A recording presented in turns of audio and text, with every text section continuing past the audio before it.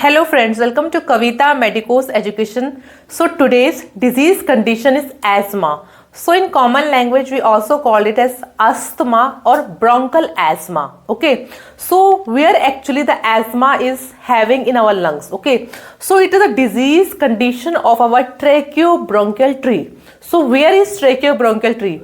So whenever we inhale the air through the nose, it goes into the pharynx. Then this air will move into the larynx region. Then it moves downward into the trachea. This trachea is also known as windpipe. Okay. When this trachea or windpipe move downward, it divide or bifurcate into each lungs. Okay. Now these branches are known as bronchi or bronchioles. Now this bronchi and bronchioles will further go deep inside our lungs. Okay. They will go deep inside our lungs.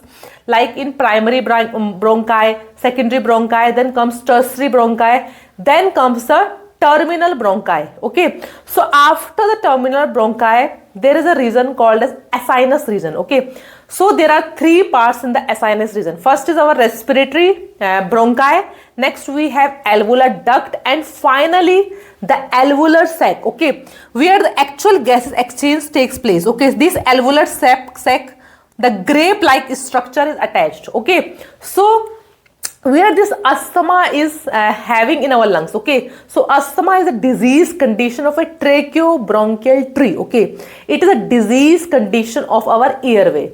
So our airway, our passage, our airway flow passage is our tracheobronchial tree.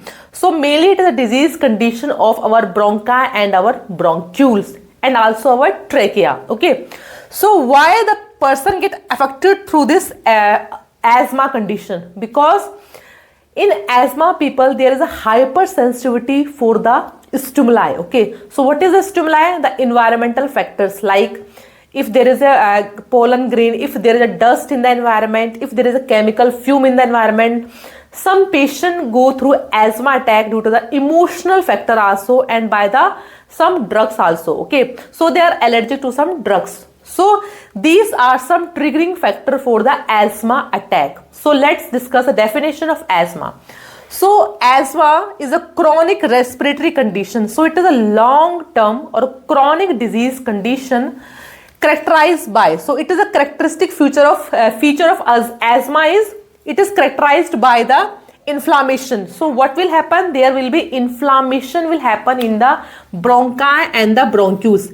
Mainly this asthma will attack mainly to the small bronchi and the bronchioles. So it is characterized by the inflammation. So there will be inflammation, swelling in these bronchi and bronchioles. So these are our small air passage tube. So in asthma there is a inflammation is happening in our bronchi and bronchioles, and there will be obstruction. So whenever there will be swelling or inflammation will cause into these small air passages, then what will happen? The air will not able to enter into our lungs, into our alveoli. So oxygen will not able to come inside our alveoli, and CO2 will not able to pass out. So these patients suffer from the dyspnea condition due to obstruction. There are three main symptoms which we see in the asthma patient. First, these patients will suffer from the dyspnea condition. There will be difficulty in the breathing.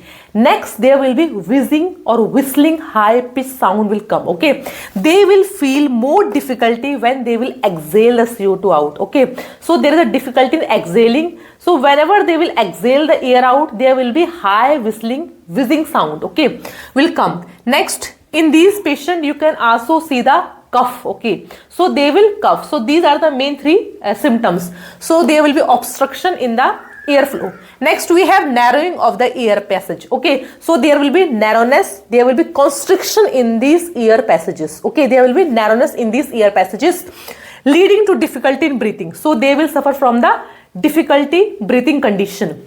It is a hyperactive condition. Okay, so this asthma condition only happen to the 5% people. Okay, they are hyperactive. Their respiratory system or their immune system is hyperactive to certain types of stimuli. Okay, so it is a hyperactive response of asthma patient, response of tracheobronchial tree. So there will be hyperactive response of a tracheobronchial tree to our air passage.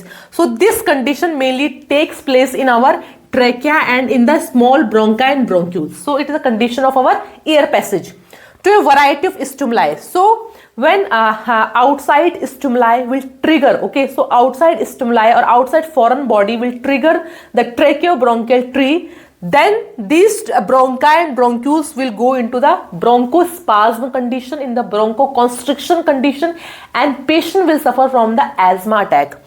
So it is relieved spontaneously. So it is a reversible condition, means this attack will happen for a short period of time, and whenever the patient will take a therapy or drug or an inhaler, okay, so whenever patient will take an inhaler, they will come into their original form. These bronchi and bronchioles will dilate and they will come into their original form. So it is a spontaneous condition, it is a spontaneous attack, okay.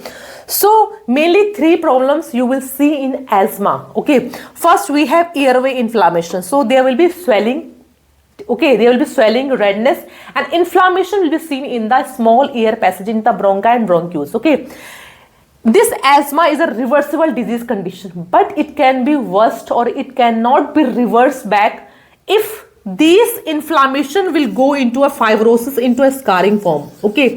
If this fibrosis will become solid or there will be scarring in these bronchi and bronchioles, then it will be a permanent condition and it is a difficult breathing problem, okay. It is an irreversible condition. Then next we have airway hyperresponsiveness. Next problem we see in asthma patient, there will be hyper response of a tracheobronchial tree, okay. These tracheobronchial tree are responding in a hyperactive way, okay. A normal person, whenever a normal person go into a dust, or if suppose I am inhaling some pollen grain of, if there is a dust particle around me, then what my body will do? There is a normal defense mechanism, okay. So I will sneeze or I will cough. But in case of asthma patient, their tracheobronchial tree or their respiratory system will go in a hyper responsive way, okay. They will react to the stimuli in a hyperactive way. That is why they are suffering from asthma attack. Next we have bronchospasm. So there will be constriction, narrowness, or bronchospasm condition, okay. So there are three problems in the asthma patient. So how this attack is going in asthma patient? So let us discuss this in a short form, okay. It is a very long process, but I have explained it in a short form, okay. So suppose the asthma patient is inhaling certain types of stimuli, okay. There is a triggering factor. Suppose I am taking the example of a pollen grain or a dust particle, okay.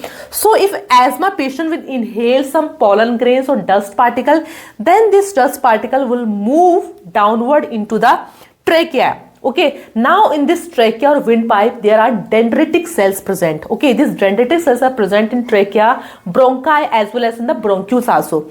Now this dendritic cell will present this pollen grain or dust particle as a foreign substance, okay, as a antigen particle. So they will present this for stimuli as a antigen or foreign particle. So whenever any antigen or foreign particle enter into our body makes antibody for that, okay. So now this dendritic cell have present this dust particle as a antigen presenting cell, okay. They have presented this dust particle as a antigen or foreign particle.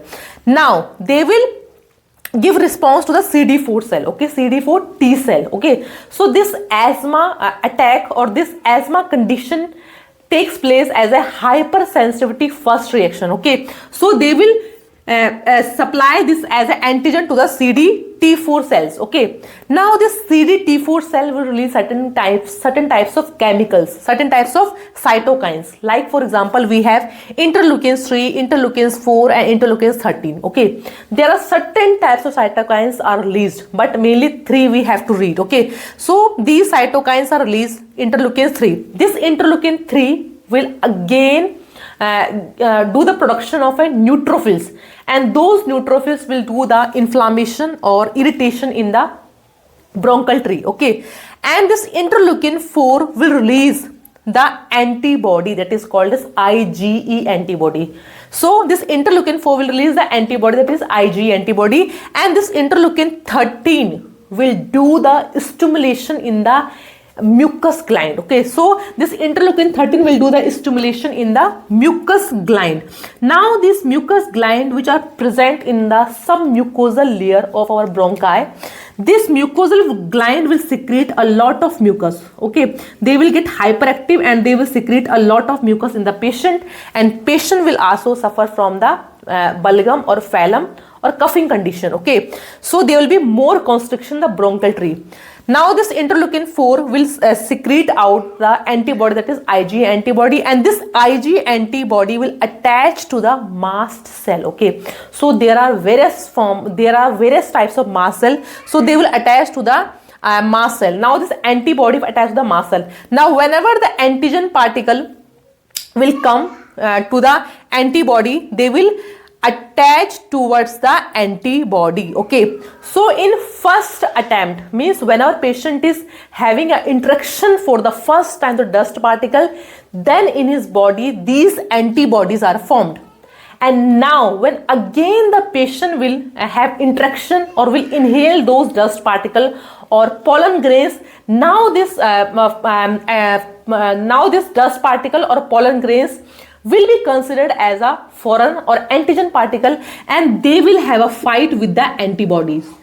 In this case, this mast cell will get blast. Okay, they will get degranulation. So they will blast, there will be degranulation will happen in the mast cell, and all the chemicals like cytokines, serotonin, and mainly the leukotrienes. Okay, so when this mast cell will blast, there will be degranulation, formation of mast cell. So certain chemicals are released. Mainly we have to read about the leukotrienes. Now this leukotriene is a causative factor for the asthma attack.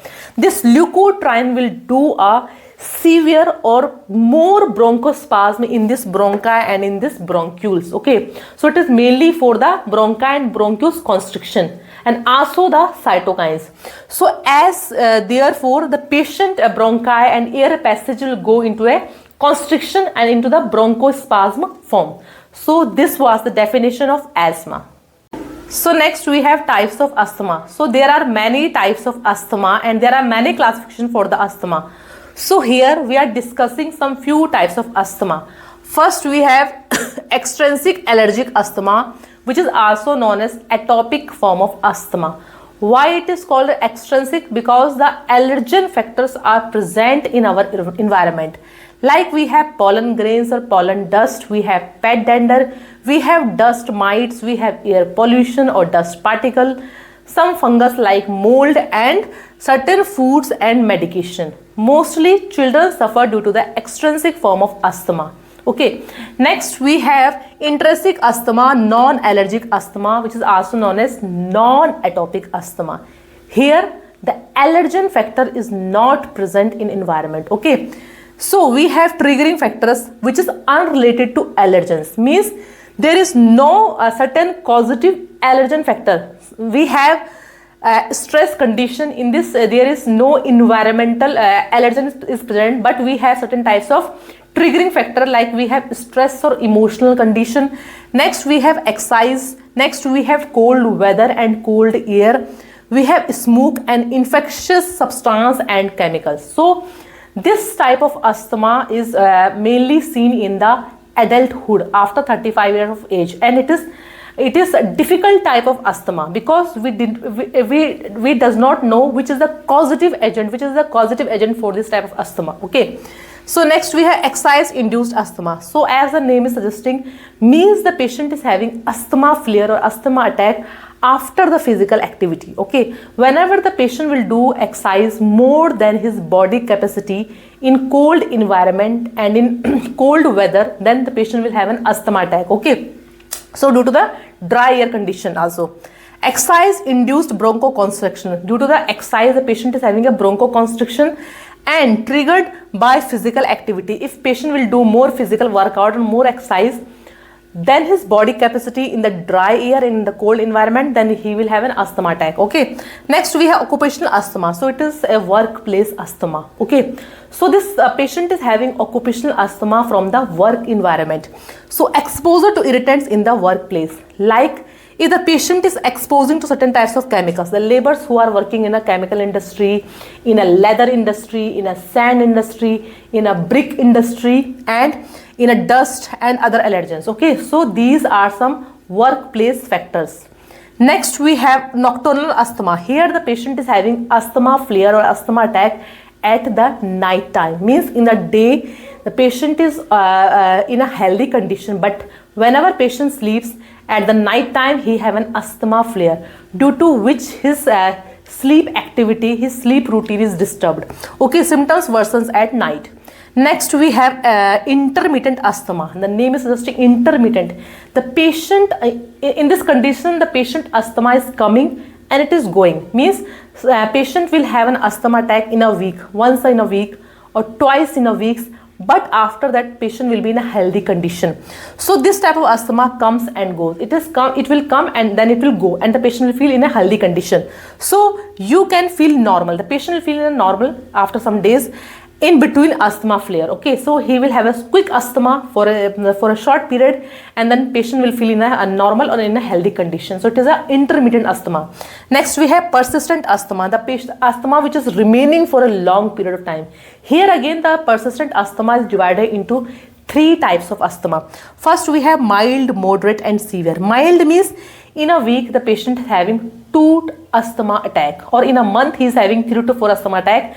In moderate condition the patient is having an asthma attack in a day, means once in a day he is having asthma attack, due to which his lifestyle activity is hindering. Okay, next we have severe form of asthma. Here the patient is continuously having asthma in a day, means in a whole day he is having asthma attack 3 to 4 times.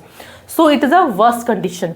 Next we have mixed asthma. So this mixed asthma is due to the extrinsic factor as well as intrinsic factor. So when extrinsic and intrinsic factor will mixed, then it is called as mixed asthma.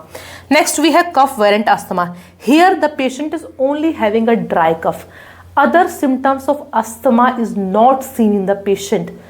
Patient will suffer only from the dry cough, and there are many forms of other asthma like COPD induced asthma. So these were the types of asthma. So next we have causes and risk factor for the asthma or asthma. So exact cause for the asthma is unknown. Still the exact cause or etiology is unknown for the asthma attack. Okay, so next we have some scientists have researched that it is a combination of genetic as well as environmental factors. Genetic means a disease condition which will transmit from one generation to the other generation. So if anyone is suffering from genetic or hereditary disease condition and he comes in the environmental exposure, then he will have an asthma attack. But the exact cause of asthma is still unknown. Okay, only genetic and environmental factor are the causative factor for asthma attack. Next risk factors we have like atmospheric pollutants. So if there is an atmospheric pollutant, means the air around us is polluted. Like in air we have certain types of dust particles, certain types of chemical fumes, as well as pollen grains or pollen dust. We have dust mites, we have mold, certain types of fungi, and fungus also cause an asthma attack, and pet dander. So if the air around us is polluted, then some people go through an asthma attack. Next we have allergens. So if you are allergic to certain kinds of food, if especially the preservative is added in the food, like we have sulfur dioxide. So in certain food some preservative is added. So if there is sulfur dioxide in the food, then person can have an asthma attack, or if there is eczema or itching condition. And other than this we have rhinitis or hay fever condition. Next we have certain kinds of wine and alcohol also cause an asthma attack. Next we have stress and emotional upset. So if anyone is suffering from a deep stress condition or depression condition and he is emotionally very upset, there is anxiety, emotional attack, then patient can have an asthma or asthma attack. Next we have occupational exposure, means the working environment.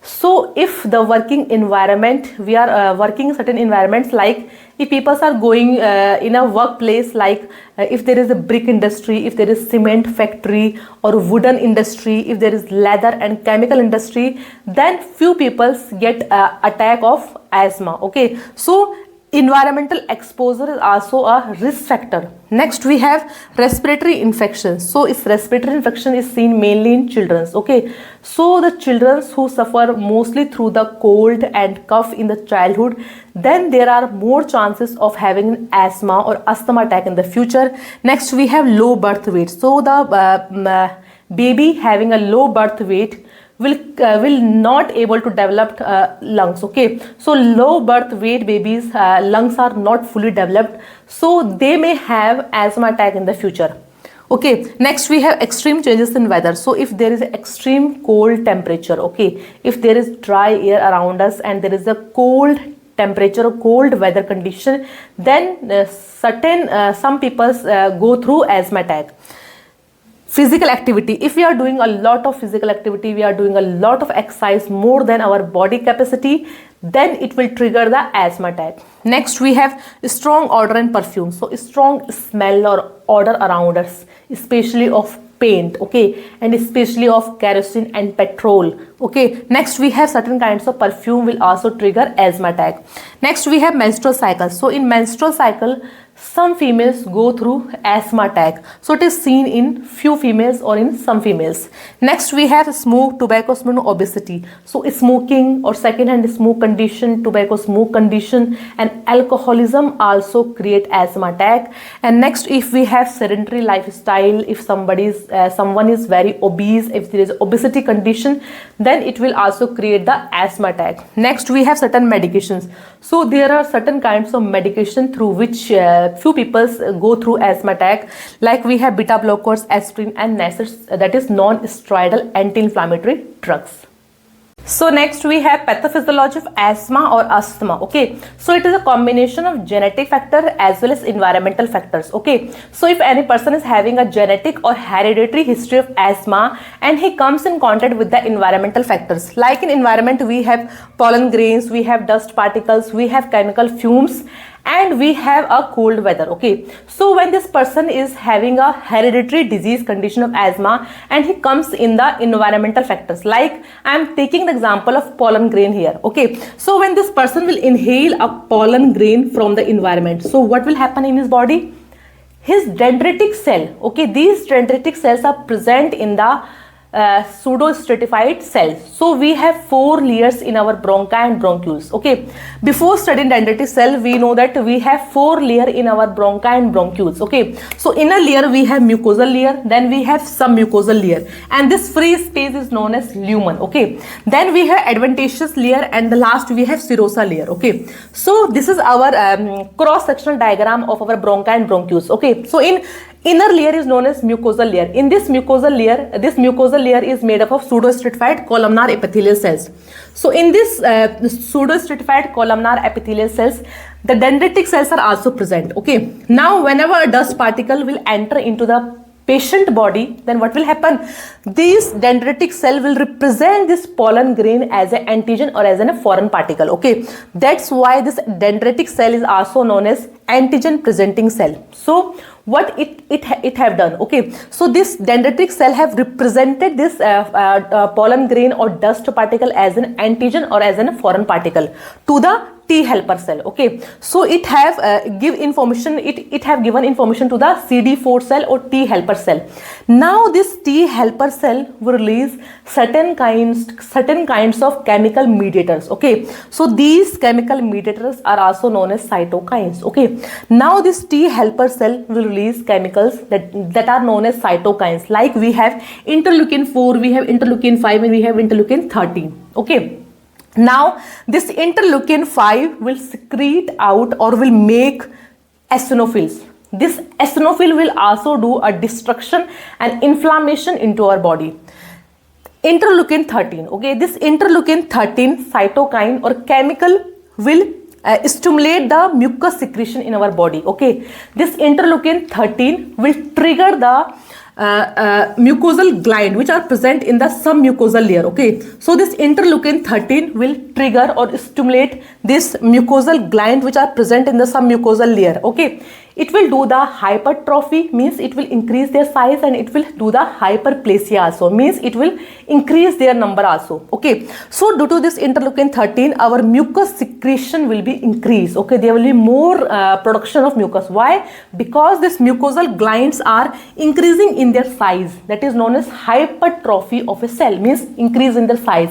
And this interleukin 13 will also do hyperplasia, means increase in their number. Okay, so they are increasing in their number also, so more and more mucus will be secreted out. Okay, so now this interleukin 4, okay, we have interleukin 4. This interleukin 4 will generate or will trigger the B cell, which are also known as plasma cell, and from that plasma cell antibody is released, that is known as IgE antibody. Okay, so this IgE antibody will do a lot of destruction in our body. How? Let us show.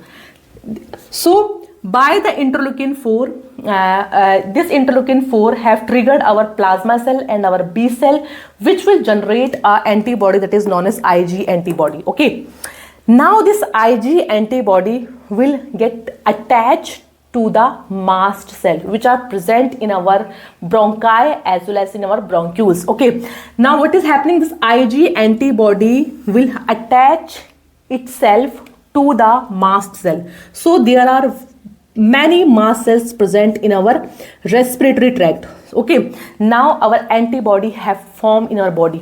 Whenever this person will come in exposure, okay, second time, that is called a second time exposure. So whenever that person will come again into the contact of a pollen grain, then what will happen, that pollen grain is represented as a foreign particle by the dendritic cell, and this antigen particle or foreign particle will attach to the antibody particle. Okay, so due to the antigen and antibody connection, what will happen, the mast cell will get blast. Okay, so that is known as degranulation of mast cell. Okay, so in second time exposure to the foreign particle or pollen grain particle, this mast cell will get blast. Okay, so numbers of mast cell will get blast, or there will be degranulation of mast cells in our body. Due to the degranulation of this mast cell in the second time exposure, there are certain chemicals released in our body, like there are numbers of chemicals, like we have prostaglandins. Okay, we have histamine, prostaglandins, and we have histamines. Histamine is also released, and the main causative agent, that is known as leukotriene. Okay, due to the degranulation or blasting of mast cell, a chemical is released that is known as leukotriene. This leukotriene will do a destruction into our bronchi, into our bronchioles. Okay, now from the degranulation of mast cell, a leukotriene is released. This leukotriene will do bronchospasm. Okay, so these are the early phase reaction, means when the patient have come in contact with the antigen particle. So this early phase reaction takes place in 30 to 60 minutes. Okay, so it will do, this leukotriene, this histamine will do what they will do. They will do the bronchospasm, they will do the bronchoconstriction, they will do the bronchial wall edema also, they will do the mucus secretion, and they will make the bronchi and bronchioles wall to get leaky. Okay, there will be vascular leakage in the bronchi and bronchioles wall, and there will be mucosal edema. Okay, so what is ultimately happening into our bronchi and into our bronchioles?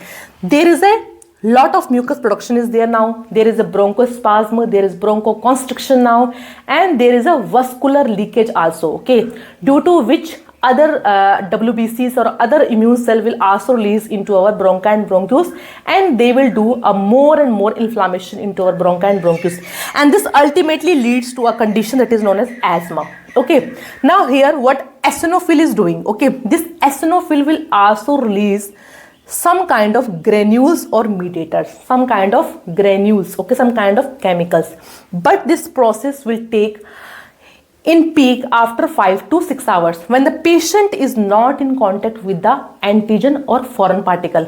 But also in our body a certain types of process will happen, okay, due to the eosinophils granules. This eosinophil will also do a destruction into our body. Okay, they will release certain types of chemicals and mediators. These granules and mediators will do infiltration of eosinophils and neutrophils and T cells. Means more and more immune cell will come into bronchi and bronchioles, and they will do bronchial hyperactivity reaction there. Okay, they will do a inflammation over there. Okay, again the patient will have a symptoms of asthma, like patient will have obstruction of airway. Okay, he will not able to inhale or exhale the air out. Mainly he will have difficulty in exhaling, that is called as wheezing. Okay, he have a whistling sound whenever he will exhale CO2 out, and there will be dyspnea, there will be difficulty in breathing condition, there will be cough and chest tightness seen in the patient. That will lead to the asthma or asthma condition. So this was the pathophysiology of asthma or asthma. So friends, if you have liked my videos, so please like, share and subscribe for more new updates. Thank you.